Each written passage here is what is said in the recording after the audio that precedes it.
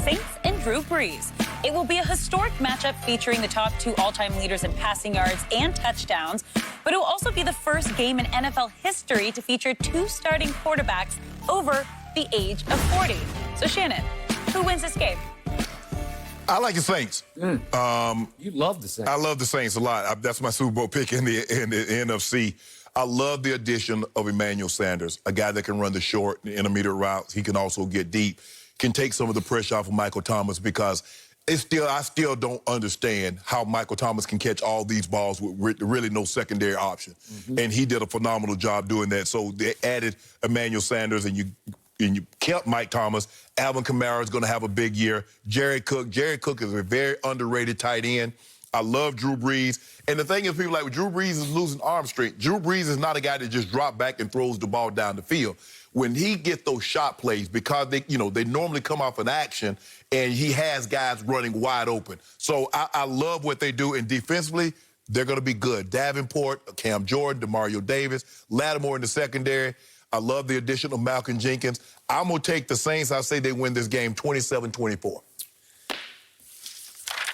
I first guessed this game the day I saw the schedule, whatever that was, how many days ago that was. I said the NFL saddled them with their hardest game to start. Now, I didn't know there was going to be no fans in the stands, so that discounts the home field. Oh, yeah. Quite a bit, because you can argue this is the toughest place to play in the league. Yep. But I've given you all along, the Saints are really loaded. On paper, you can make a strong case they have the best roster in the NFL. Obviously, when you have the quarterback and the coach in sync and in rhythm and in place all these years, they should be a little readier to play game number one than Brady with a new coaching staff, right? And no preseason. So I'm going to go home team. I'm going Saints, but I picked this a long time ago. I think it's going to be higher scoring than you do. Oh, do you? I got 33-30. Okay. But I think it'll feel like a shootout. I think there are going to be a lot of passing yards, but I got one bad break. Mike Evans pulled his hamstring. So I don't know. They're kind of being a little elusive about it. So I don't know. They said game time decision. It doesn't sound good to me. And obviously, you could argue he's the biggest weapon on the whole offense. Right? Yes. I know Chris Godwin was ranked high. His performances were graded higher. He's just a better receiver.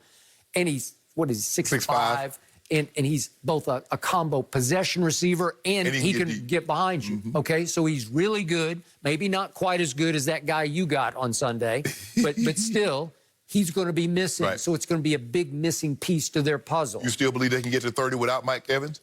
I do. Scotty Miller, big game. Man, will you stop Scotty Miller? Pew, pew, pew. Watch. He's going to have to split out more. You say he's just a little slot receiver. That's what he is. He's little, but he can fly, and they've been splitting him out in practice, and I see all these videos of Brady's just bombs away. And Brady looks like at 43, he can still throw it down the field. I don't know. Who knew? What's good? I can still go out there and catch it. As long as nobody don't hit me. Okay. Well, you think he's going to get rocked? He's going to get rocked. So here's what's going to happen. They're going to lose the opener at New Orleans because that's by far their toughest game. And then I dare anybody to call up the schedule and try to digest it going down the schedule. It's to me, the easiest schedule in the NFL. After this, it goes Panthers, Broncos, loss, Chargers, at Bears, Packers at home, loss, Raiders, at Raiders. You're going to give me a loss? Go ahead. At Giants, come on. Then Saints at home, get even, get revenge. Loss. At Carolina, really? You want to give them? No. Then Rams at home. Then Chiefs at home. Loss. Then Vikings at home.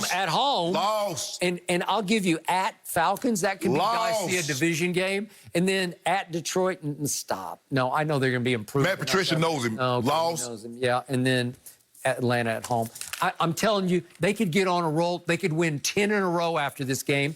They are going to go 12-4. 10-6, the best you do. 12-4, and they're going to win the NFC South, and they are going to have a bye, and they are going to win 2 playoff games at home, and they are going to the Super Bowl, which this year is played in Tampa Bay. 10-6. Yep, you heard it here first. Okay. You heard it from me second. Okay. 10-6 Okay. is the best you could hopefully do. Okay, you keep saying 9-7, 10-6. Which is it? I'll put you on record right now. I'm getting look, you're going to be a wild card. You're not winning the division. You're going on the road. How about that Why one? don't you have the guts to say they're going to miss the playoffs? No, you would have, if they hadn't added that extra playoff spot, you would have missed the You playoffs. told me Tom Brady is a washed-up noodle arm quarterback. Am I right? Hold on, Skip.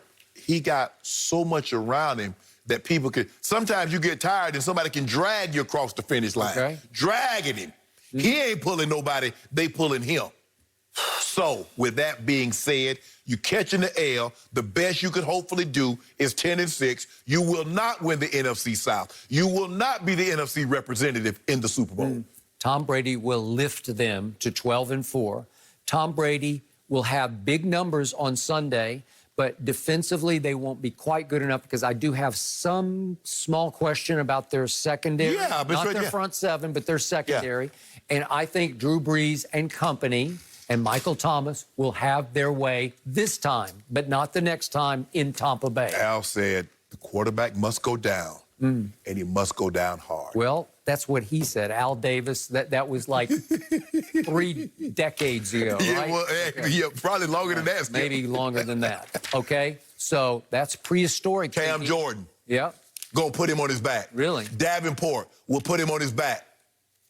Pliability. Oh, he going down hard. Pliability is an ability. He's got it. Pliability. He will go down often. Saints have at least 4 sacks. Really? At the bare minimum. I'm writing this down. Write it down. Take a picture of it. Okay.